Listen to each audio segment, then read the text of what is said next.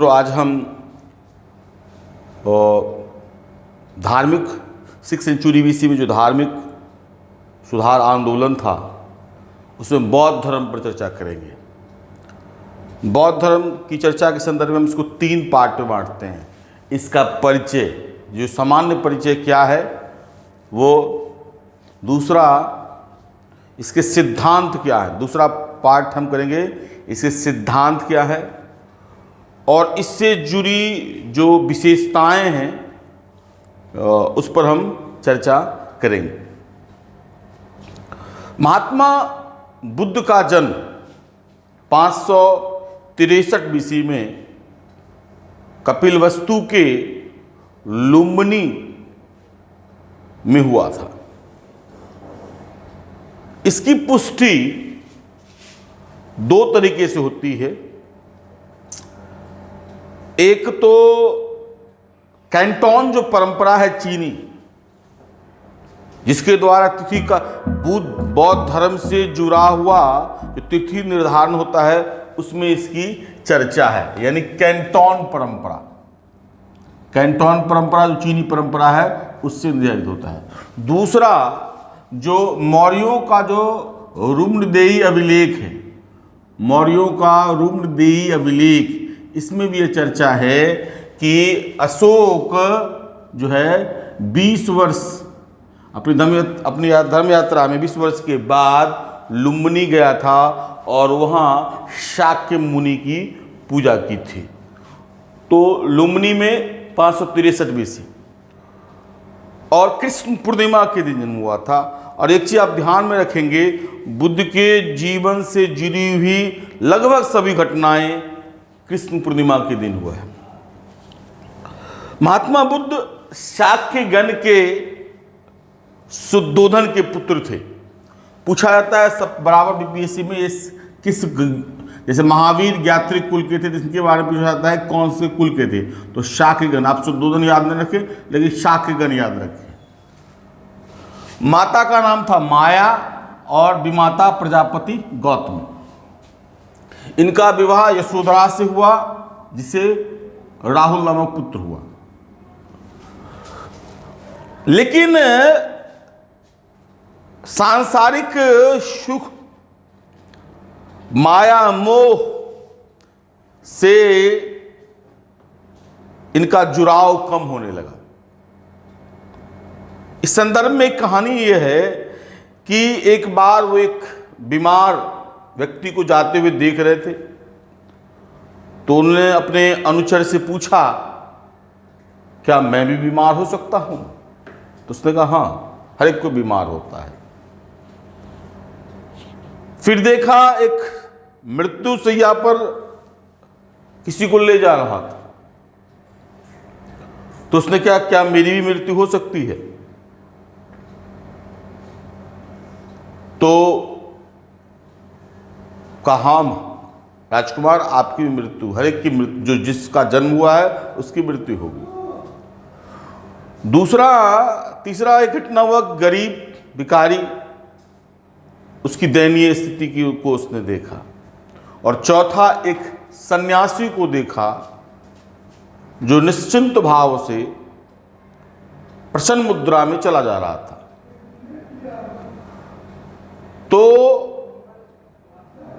सन्यासी की प्रसन्न मुद्रा और बाकी सबकी चिंतनशील मुद्रा, दुख की मुद्रा को देख करके इनके मन में आया कि सांसारिक जीवन में रत रहने से, सामान्य जीवन जीने से मन को वास्तविक शांति नहीं मिलेगी। एक सन्यासी है जिसको वास्तविक शांति, वास्तविक सुख मिलता है।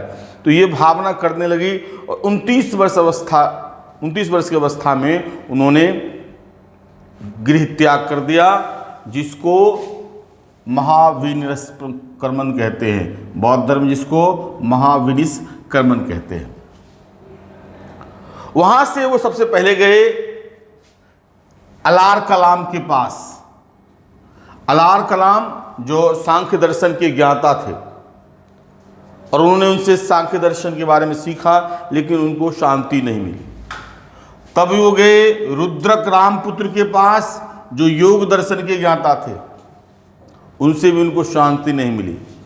तब वो गए बोध गया और वहाँ उरेवेला में वो तपस्या करने लगे।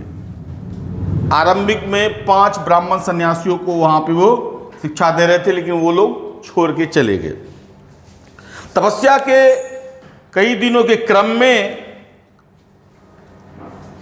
उनकी स्थिति कृशकाय हो गई थी, कमजोर हो गए थे, और उस ओर से सुजाता अपनी सखियों के साथ जा रहे थे। इस सुंदर राजकुमार कि कृशकाय स्वरूप को देखकर उसके हृदय में एक भावना जागी और उन्होंने उसको खीर का पान करा दिया। महात्मा बुद्ध सिद्धार्थ को, उनका मूल नाम सिद्धार्थ था, महात्मा बुद्ध तो बाद में हुए। खीर खाने के बाद महात्मा बुद्ध को अपूर्व आनंद की प्राप्ति हुई, क्योंकि वो बरसों से भूखे थे और उस खीर खाने से जो आनंद की आपूर्ति हुई तो उनके मन में एहसास हुआ कि अति तप से भी मोक्ष की प्राप्ति नहीं हो सकती है और समान जीवन से जीने से तो नहीं ही होगा। और तब उनको यह संज्ञान हुआ कि मध्यम मार्ग सबसे महत्वपूर्ण है, और इसीलिए कहा जाता है बौद्ध धर्म की सिद्धांत का सबसे बड़ा सार हम आगे बताएंगे मध्यम मार्ग है, मिडिल पाथ। और फिर वहां से वो सारनाथ गए और इन्हीं 5 सन्यासियों को, ब्राह्मण सन्यासियों को उन्होंने ज्ञान दिया, जिसको धर्म चक्र परिवर्तन कहते हैं। यानी प्रथम उपदेश जो है, परीक्षा में पूछा जाता है, प्रथम उपदेश मतलब धर्मचक्र परिवर्तन, जो उन्होंने 5 सन्यासियों को दिया। यहीं पे उन्होंने बौद्ध संघ की रचना कर दी। यहीं पे उन्होंने बौद्ध संघ की, यानी सारनाथ यानी वाराणसी में ही उन्होंने बौद्ध संघ की, सारनाथ में बौद्ध संघ की स्थापना कर दी। वहां से वाराणसी गए और यश नाम व्यापारी मिले और उन्होंने महात्मा बुद्ध को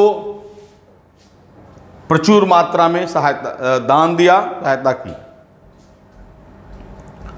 वहां से वो गए राजगृह, जहां बिंबिसार ने उनको वेलवन विहार दिया। फिर वहां से गए वो लिच्छवी, जहां लिच्छवी गणराज के लोगों ने उन्हें कुठागशाला दिया। वहीं पर आम्रपाली से भेंट हुई, जो राजनर्तकी थी। पूछता है राजनर्तकी कौन थी? राजनर्तकी आम्रपाली राजनर्तकी थी, उनसे भेंट हुई और उसने आम्र वाटिका दी और बुद्ध उनका शिष्यत्व ग्रहण किया। यहीं वैशाली में पहली बार संघ में महिलाओं को प्रवेश दिया, वो आनंद के कहने पर, और अपनी विमाता गौतमी को। तो गौतमी जो है पहली महिला थी जिन्होंने बौद्ध धर्म में प्रवेश लिया। फिर वहां से वो वत्सराज गए और वत्सराज उद्यन ने उन्हें घोषित राम विहार समर्पित किया। उसके बाद वो श्रावस्ती गए। ये ध्यान में रखिएगा, परीक्षा में पूछा जाता है सबसे ज्यादा समय कहाँ बिताया? श्रावस्ती। सबसे ज्यादा समय कहाँ? श्रावस्ती एक। दूसरा, सबसे ज्यादा अनुयायी कहाँ? तो श्रावस्ती। और अंगुली मार डाकू की जो आप जानते हैं तो वो यहीं पर था। तो श्रावस्ती बहुत इंपॉर्टेंट है। सबसे ज्यादा प्रचार यहीं हुआ, सबसे ज्यादा अनुयायी यहीं थे और सबसे ज्यादा समय इन्होंने यहीं बिताया है। और वहां पे एक व्यापारी अनाथ पिंडक ने उन्हें जैतवन विहार दिया। ये पूछा था जैतवन विहार किसने दिया? तो अनाथ पिंडक ने। और कौशल नरेश प्रसेनजित ने पुब्बाराम विहार दिया। पुब्बाराम बिहार दिया। वहां से वो गए मल्लों की राजधानी, मल्लों की दो राजधानी थी जिससे मैंने पिछले चैप्टर में बताया था, एक पावा। तो वहां पे चुंद नामक लोहार ने उन्हें खाने के लिए शुकर मद्दब दिया, जो मशरूम होता है वो खाने के लिए दिया।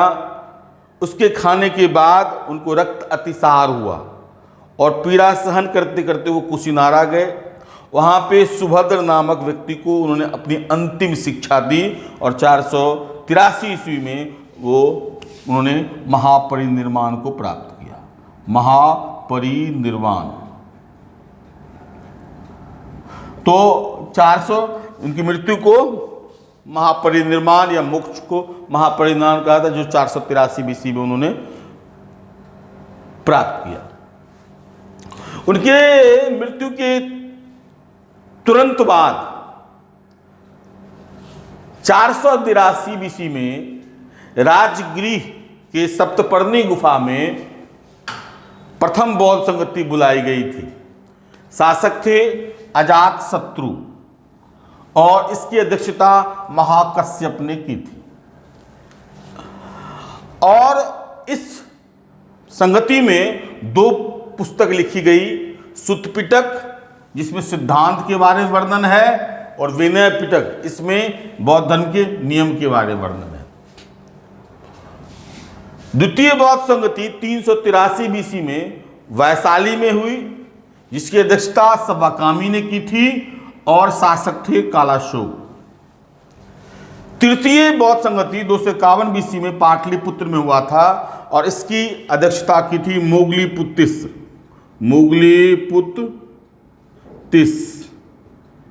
मोगलीपुत्तिस इसके बारे में कहा था, यह अशोक का भाई था। मोगलीपुत्तिस इसी ने बौद्ध स्थापना की थी। तृतीय बौद्ध संगति के दौरान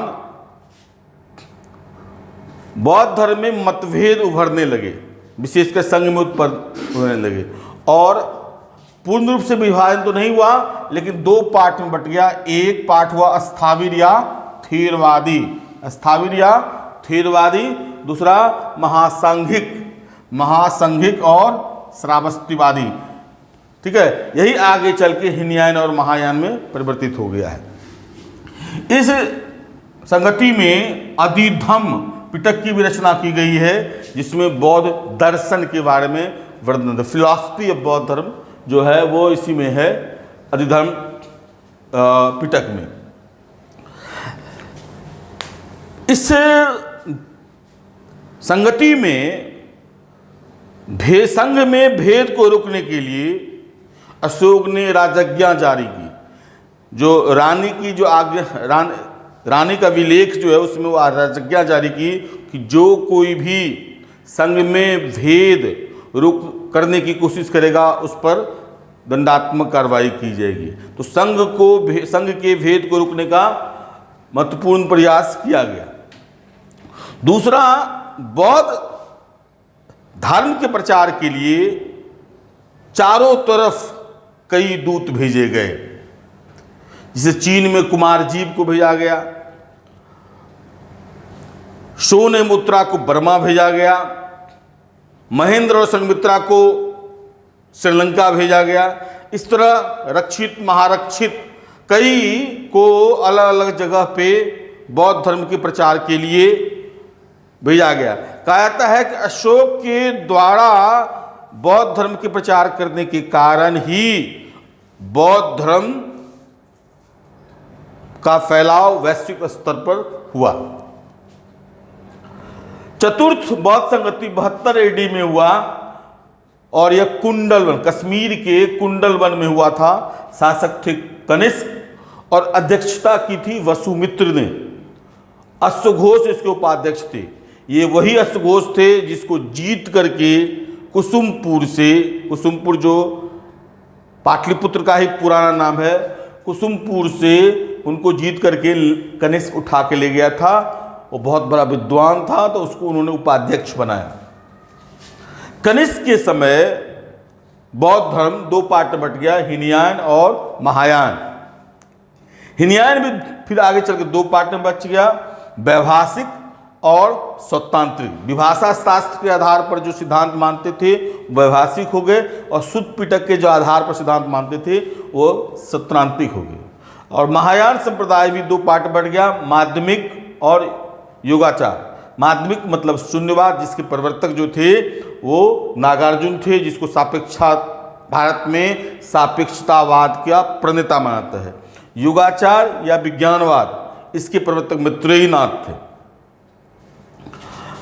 हीनयान जो था वो प्राचीन परंपरा को मान के चल रहा था, जो महात्मा बुद्ध को ईश्वर के रूप में नहीं महामानव के रूप में देखता था। और हीनयान परंपरा का जो अभी प्रभाव है सिर्फ बर्मा में है, यानी म्यांमार में है। और महायान बुद्ध को ईश्वर मानते थे और ईश्वर मानकर उनकी मूर्ति पूजा करना शुरू कर दिए थे। तो अगर सिंधु घाटी सभ्यता को छोड़ दें तो भारत में सर्वप्रथम मूर्ति पूजा की शुरुआत हिंदू धर्म में नहीं हुई। सर्वप्रथम हमारे यहाँ मूर्ति पूजा की शुरुआत बौद्ध धर्म में हुई। सर्वप्रथम मूर्ति की पूजा बौद्ध धर्म में ही हुई हमारे यहाँ। तो मूर्ति पूजा, अवतारवाद, इन चीज़ों का यहाँ पे सेफ होने लगा। और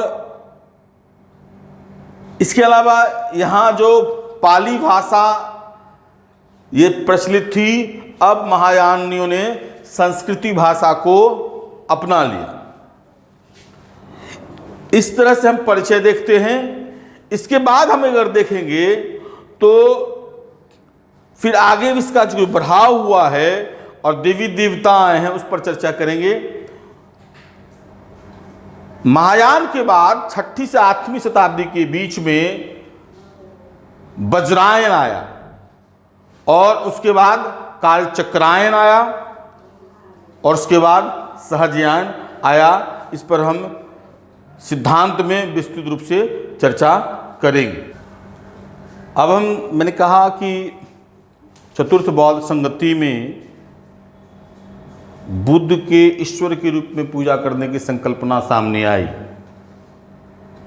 और कई अवतारों की चर्चा की गई। एक हुआ मैत्रेयी, जिसको भावी बुद्ध भी कहा जाता है। मैत्रेयी भावी बुद्ध, और ये कलशधारी थे और सबसे ज़्यादा जो प्रतिमा है इन्हीं की बनी है। सबसे ज़्यादा प्रतिमा जो है यह मैत्रेयी की ही बनी है। उसके बाद थे मंजूश्री, इनकी बुद्धि प्रखर थी और ये खरगदारी थे। अमिताभ को स्वर्गीय बौद्ध कहा जाता है, अवलोकितेश्वर को दयावान बुद्ध कहा जाता है, या ये पद्मपाणिधारी थे। उसके मारीच जो थे ये सूर्य रूपी बौद्ध के देवता थे। बोधिसत्व के बारे में कहा जाता है कि बोधिसत्व सभी को मोक्ष दिलाने के लिए आता है। बोधिसत्व जो है सभी को बोधिसत्व का काम ही था सभी को मोक्ष दिलाना। उसके बाद 6ठी से 8वीं शताब्दी में वज्रायन संप्रदाय आया। जो वज्रायन का मतलब है जादुई शक्ति, ब्रज मतलब जादुई शक्ति। तो जादुई शक्ति 6ठी से 8वीं शताब्दी में लगभग हर एक पंथ में, या आप कह सकते हैं पूरे भारत में जो तंत्रवाद का प्रभाव चल रहा था। तो पूरे भारत में जब तंत्रवाद का प्रभाव चल रहा था तो यहाँ वज्रायन में भी तंत्रवाद का प्रभाव हुआ। और इसमें ये देखा गया कि मांस, मदिरा, मत्स्य, मैथुन और मुद्रा, ये पंचमाक्षर का इस्तेमाल हुआ। मांस, मदिरा, मत्स्य, मैथुन और मुद्रा। और जब मैथुन की बात की गई तो देखिएगा इसमें पुरुष के साथ स्त्री देवता को जोड़ा गया। पुरुष के साथ स्त्री देवता को जोड़ा गया, जैसे अवलोकितेश्वर के साथ प्रज्ञा परमिता, जाम्बली के साथ क्षीण मस्तिका, बुद्ध के साथ तारा। उसके बाद यमारी थी, फिर जम्बल जो थे, ये सब जोड़ने जाने लगा। कुछ कुछ पूछा जाता है परीक्षा में देवता के बारे में। ठीक है। एक बार बीपीएससी पूछा बुध के साथ कौन सी देवी थी, तो तारा, तो ये आप याद रखिएगा। एक बार पूछा गया था कि यम देवता कौन थे, तो ये हो गया यमारी। उसके बाद कुबेर रूपी देवता कौन है, ये भी पूछा गया है बीपीएससी में, कुबेर रूपी देवता कौन है, तो जंबल जो थे वो कुबेर रूपी देवता थे। वज्रायन संप्रदाय के मत को प्रचार करने में पद्मसंभव का महत्वपूर्ण स्थान है। इन्होंने तिब्बत में जाकर के वज्रायन संप्रदाय का प्रचार किया। इसके अलावा दीपांकर श्री ज्ञान, ये भी 11वीं शताब्दी में गए थे प्रचार करने के लिए बौद्ध धर्म का। 9वीं शताब्दी में कालचक्रायन का विकास हुआ और उसी के आगे जाकर के यही मत सहजयायन, ये पश्चिम बंगाल के आसपास में वो कालचक्रायन 9वीं शताब्दी में, और 13वीं 14वीं शताब्दी में यही विकसित होकर के सहजयायन हो गया। तो बौद्ध धर्म में पहले हीनयायन, बौद्ध धर्म पाटमटा, हीनयायन, महायान, वज्रायन, फिर कालचक्रायन और फिर सहजयायन। दूसरा है कि बौद्ध धर्म के जो मूल में है वह मूल सिद्धांत का जो आधार है प्रतीत समुत्पाद। कहता है कि सबसे बड़ी देन जो है वो था कार्य कारण सिद्धांत। आप ये लिख लीजिए, कार्य कारण सिद्धांत, ये बौद्ध धर्म की देन है। तो कार्य कारण सिद्धांत, कोई भी कार्य जो होता है वो बिना कारण से नहीं हो सकता। तो कार्य कारण सिद्धांत का जो साइंटिफिक अवधारणा है वो बौद्ध धर्म में दिया गया है। प्रतीत समुत्पाद जो है वह मध्यम मार्ग का मूल स्वरूप है। और प्रतीत समुत्पाद के बारे में कहा है 4 है, दुख, दुख समुदाय, दुख निरोध प्रतिगामिनी, गामिनी प्रतिपदा। वो कहते हैं कि संसार में दुख है और दुख जो है आसक्ति के कारण आता है। दुख आता है आसक्ति के कारण, और दुख समुदाय। और इस आसक्ति क्यों आती है? क्योंकि अविद्या है, अविद्या है, अज्ञान है। यानी आसक्ति जो है, आसक्ति, ये आसक्ति इसलिए आती है क्योंकि हमारे अविद्या और अज्ञान के से हम घिरे रहते हैं। इसीलिए दुख समुदाय, दुख आती क्यों है? अविद्या के कारण और अज्ञान के कारण। और कहा है कि इससे छुटकारा पाया जा सकता है, इसके दुख निरोध, इसको छुटकारा पाने के उपाय हैं। कैसे? तो अविद्या और अज्ञान से अपने आप को मुक्त करके लिए, अविद्या और अज्ञान से अपने आप को मुक्त करके इससे बचा जा सकता है।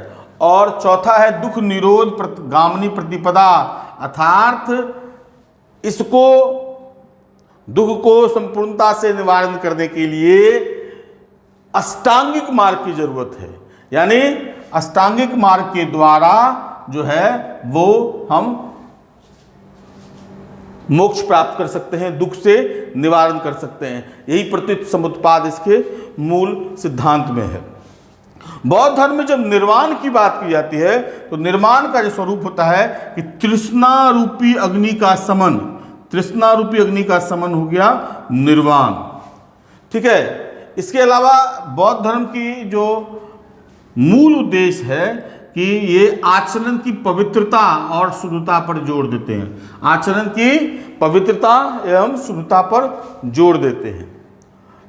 पवरन जो है ये वर्षा ऋतु में कहता था कि जो भी व्यक्ति अगर कोई अपराध करते थे और उनमें क्षमा बोध, उसमें वो अपराध की भावना आ गई कि हमने गलत किया, तो पवरन एक समारोह होता था। इसमें हर एक सन्यासी हो या सामान्य व्यक्ति हो वहाँ के अपराध स्वीकृति कर लेता था, अपने अपराध को स्वीकार कर लेता था। ठीक है, तो उसको पवरन कहते हैं। देखिए, कई चीज लोग कहते हैं कि वैश्विक स्तर पर भारत ने कैसे योगदान दिया, तो आप ईसाई धर्म में जो देखते हैं कि पाप सुकैरिक्ति, तो वो भावना हमारे यहाँ पहले ही थी। बहुत कुछ ईसाई धर्म में अगर आप देखेंगे तो वो बौद्ध धर्म से प्रभावित है। जैसे दया, तो हमारे यहाँ दयावान अमिताभ थे ही, ये अवलोकितेश्वर थे। पवरन, अपराध स्वीकृति की जो परंपरा है वो हमारे यहाँ पहले से थी, ईसा मसीह के आने से 500-600 वर्ष पहले की थी। उपसंपदा, किसी भी अनुयायी को बौद्ध धर्म में प्रवेश करने के लिए उपसंपदा मनाया जाता था। उसके बाद हम अगर इसके मेन पॉइंट को देखेंगे तो जैसे वह श्रवण उसको कहा था, बौद्ध पुरोहित को श्रवण कहा था, बौद्ध पुरोहित को श्रवण कहा था। जातक, ये जातक जो थी या इसमें महात्मा बुद्ध के पूर्व जन्मों की कथाओं का उल्लेख है। इस जातक की संख्या 549 है और ये कहता है ये खुद्दक निकाय से लिया गया है, यह खुद्दक निकाय से लिया गया है जातक इसमें। फिर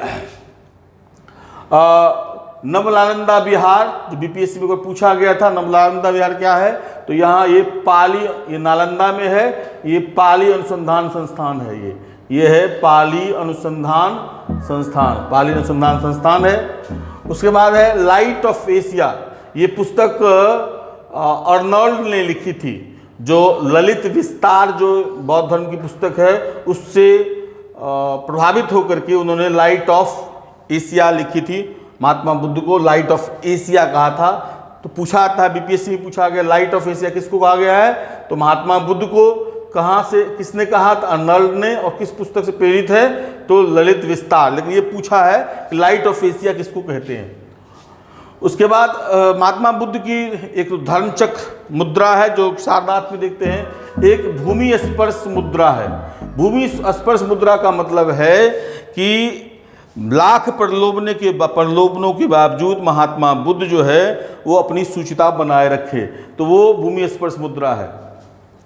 स्तूप भी कई तरह के होते हैं, वैसे स्तूप जहाँ पे बुद्ध एवं उनके शिष्यों की अस्थि कलश रहती है उसको शारीरिक स्तूप कहते हैं। उसको क्या कहते हैं, शारीरिक स्तूप कहते हैं। स्तूप जब हम आगे पढ़ाएंगे तो बताएंगे।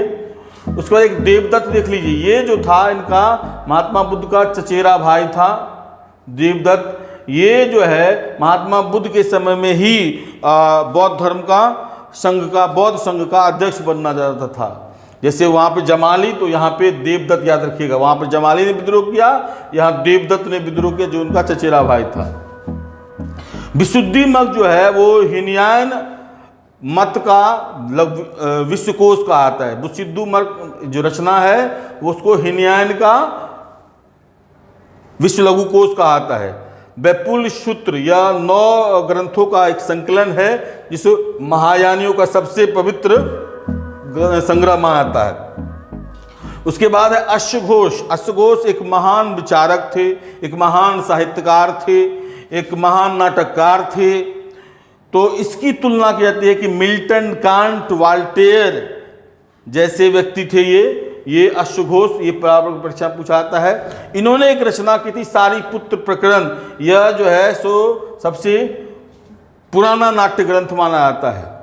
बुद्ध की मूर्ति, बुद्ध की सबसे ज़्यादा मूर्ति तो गंधार कला में बनी है, और लेकिन प्रथम मूर्ति कहाँ बनी इस पर विवाद है। वासुदेव शरण अग्रवाल का कहना है कि नहीं, मथुरा में सबसे पहली बुद्ध की मूर्ति बनी थी, जबकि बाकी लेखक कहते हैं कि अधिकतर लेखक कहते हैं कि नहीं, गंधार में सबसे पहली मूर्ति बनी थी। तो यहाँ याद रखिएगा कि सबसे ज़्यादा मूर्ति अगर पूछेगा, कन्फ्यूजन वाला क्वेश्चन इसलिए इस पर बोल रहे हैं कि गंधार सबसे पहली मूर्ति अगर सीधा रहेगा तो आप गंधार कला मारिएगा आंसर।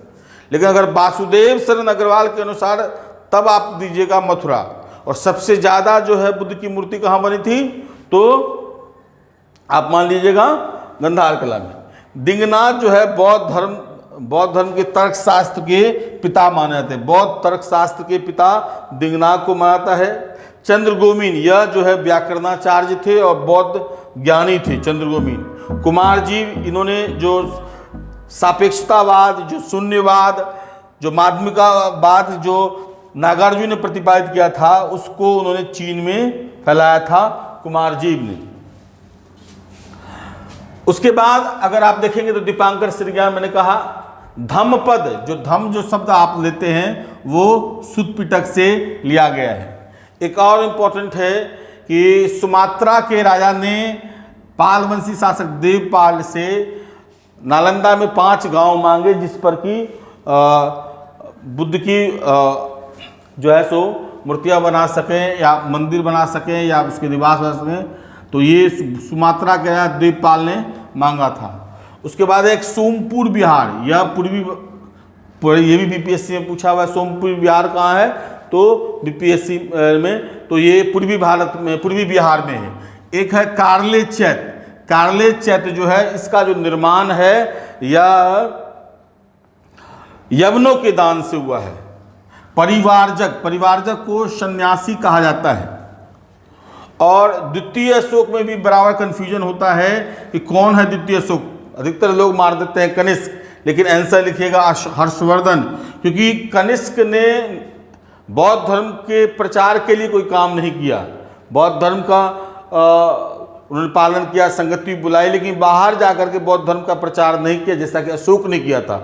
अशोक की ही तरह बौद्ध धर्म का प्रचार करने का काम जो है वो हर्षवर्धन ने किया, इसलिए हर्षवर्धन को द्वितीय अशोक कहते हैं। बौद्ध धर्म के संदर्भ में दो चीज बहुत इंपॉर्टेंट है। एक तो ये कि बौद्ध धर्म भारत में लगभग विलुप्त प्राय हो गया। अब क्यों हुआ, इस पर संदर्भ रखेंगे। सिर्फ और सबसे ज़्यादा अभी बौद्ध अनुयायी महाराष्ट्र में, ये भी परीक्षा में पूछा जा सकता है बीपीएससी में, सबसे ज़्यादा बौद्ध अनुयायी कहाँ है, तो महाराष्ट्र में। और हो सकता है बाबा साहब अम्बेडकर के द्वारा 2 लाख से ज़्यादा को जो अनुयायी बनाया गया उससे स्प्रेड हुआ होगा, लेकिन अभी सबसे ज़्यादा बौद्ध अनुयायी महाराष्ट्र में है। लेकिन इसकी संख्या बहुत कम है। भारत में बौद्धों की संख्या लगभग नगण्य है। बौद्ध धर्म लगभग भारत से लगभग विलुप्त सा हो गया है। लेकिन विदेशों में बौद्ध धर्म बहुत ज़्यादा प्रचलित हुआ। बर्मा हो, दक्षिण कोरिया हो, बर्मा में तो हिनयान हुआ, लेकिन बाकी सभी जगह बौद्ध धर्म की महायान शाखा का फैलाव हुआ। चीन भी हुआ, कोरिया हुआ, जापान हुआ। तो ये बौद्ध धर्म का प्रभाव चारों इंडोनेशिया, मलेशिया, इस सब में भी बौद्ध धर्म का प्रभाव देखा जाता है। तो तत्कालीन समय में ये प्रभाव इसलिए बढ़ा क्योंकि एक तो इसको संरक्षण मिला बहुत ज़्यादा बड़े बड़े शासकों का, अशोक, कनिष्क, हर्षवर्धन, ऐसे बड़े बड़े शासक। इसके अलावा फिर अलग अलग वंशों में अलग अलग शासक, ये मुख्य 3 शासकों का संरक्षण मिला जिन्होंने बौद्ध धर्म के प्रचार के लिए बहुत महत्वपूर्ण कार्य किया। इसके अलावा जो तत्कालीन जो सामाजिक आर्थिक व्यवस्था को जो चोट पहुंचा रही थी, उस संदर्भ में बौद्ध धर्म एक विकल्प के रूप में आया जो आर्थिक और सामाजिक व्यवस्था में संतुलन ला रहा था। इस कारण उस समय इसका खूब प्रचलन हुआ। उनका बुद्ध का खुद का व्यक्तित्व भी वह उसके लिए प्रेरित हुआ। और अगर आप देखेंगे इसके सिद्धांत जो थे वो सामाजिक, आर्थिक, राजनीतिक व्यवस्था के अनुकूल उस समय थे। लेकिन और एक और इम्पोर्टेंट है कि लोगों के पास पहुंच बनाने के लिए उन्होंने स्थानीय भाषा यानी पाली का ज़्यादा इस्तेमाल किया, तो ये भी एक महत्वपूर्ण था। लेकिन जब चौथी बौद्ध संगति हुई तो कई परंपराएं जो है उन्होंने सनातन धर्म, हिंदू धर्म की या अन्य पंथों की अपना ली। ठीक है, जैसे अवतारवाद, बहुदेववाद की परंपरा नहीं थी तो वो अपना ली गई। उसके अलावा पाली की जगह फिर संस्कृत को अपना लिया गया। तो फिर संघ में जो है महिलाओं के प्रवेश से जो व्यभिचार बढ़ने लगा और वज्रायन संप्रदाय के बाद यह एक भौगोलिक रूप लेने लगा। इस कारण धीरे धीरे इसका प्रभाव खत्म होने लगा। और विशेषकर 1196 ईस्वी में कुतुबुद्दीन बख्तियार काकी और उसके पुत्र के द्वारा जो अधिकतर जो बिहार थे, बंगाल और बिहार में, उसको नष्ट कर दिया गया। इसके कारण बौद्ध धर्म का पतन हो गया। उन लोगों ने लगभग कई जगह ध्वंस सा कर दिया। तो अवशेष लगभग, कि बिहार का नाम ही बौद्ध बिहारों के नाम पे पड़ा था, उसका उन्होंने ध्वंस कर दिया। हालांकि पाल वंशीय शासकों के समय में निश्चित थोड़ा सा बौद्ध धर्म का प्रभाव हुआ। धीमन और वितपाल ने बौद्ध मूर्तिकला, कांस्य कला को बहुत ज़्यादा आगे बढ़ाया। मूर्तिकला को भी काफ़ी अन्य मूर्तिकारों ने बढ़ाया, जिसमें पत्थर कला है, जिसके प्रमाण आपको नालंदा, कुकरीहार, गया, इस जगह पे आपको देखने को मिलते हैं।